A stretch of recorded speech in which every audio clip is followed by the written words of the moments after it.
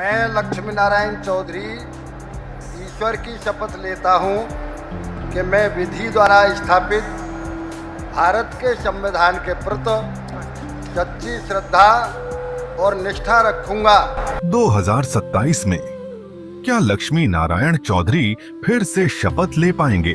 2027 का चुनाव अब भी दूर है, लेकिन छाता में चुनाव की पहली लड़ाई शायद टिकट की ही शुरू हो चुकी है। एक तरफ 17 साल से बंद चीनी मिल, दूसरी तरफ 2025 में उसके पुनर्जीवन के लिए 50 करोड़ रुपए का बजट प्रावधान।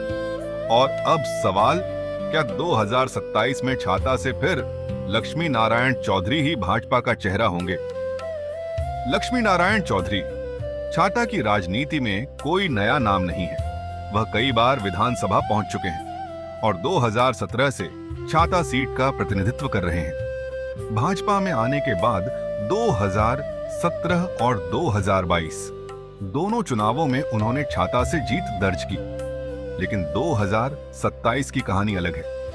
सवाल सिर्फ यह नहीं कि लक्ष्मी नारायण चुनाव जीतेंगे या नहीं, सवाल उससे पहले का है, क्या भाजपा उन्हें फिर टिकट देगी? छाता की राजनीति में सबसे बड़ा सवाल अब शायद कोई जातीय समीकरण नहीं, चीनी मिल है। वर्षों से बंद पड़ी मिल को फिर शुरू करने की मांग लगातार उठती रही। 2025 से 26 के उत्तर प्रदेश बजट में नई 2000 टन प्रतिदिन चीनी मिल और लॉजिस्टिक हब के लिए 50 करोड़ रुपए का प्रावधान किया गया। लेकिन यहीं से एक और सवाल पैदा होता है, प्रावधान कितना हुआ और जमीन पर कितना पहुंचा? कितना पैसा जारी हुआ? कितना खर्च हुआ?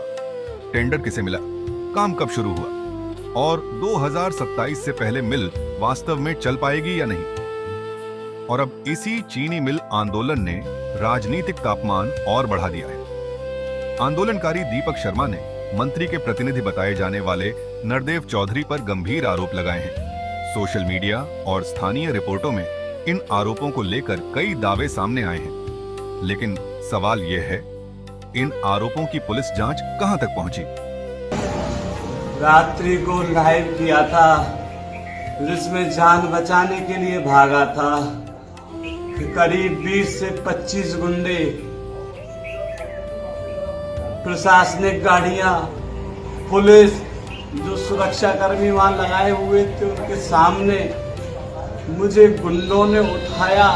और क्या यह विवाद 2027 में भाजपा के लिए छाता सीट पर राजनीतिक नुकसान बन सकता है?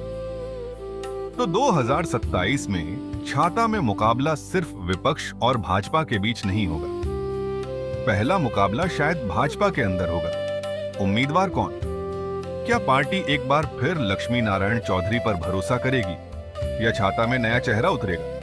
क्या चीनी मिल की देरी उनके लिए सबसे बड़ा राजनीतिक सवाल बनेगी? क्या दीपक शर्मा प्रकरण विपक्ष को नया हथियार देगा?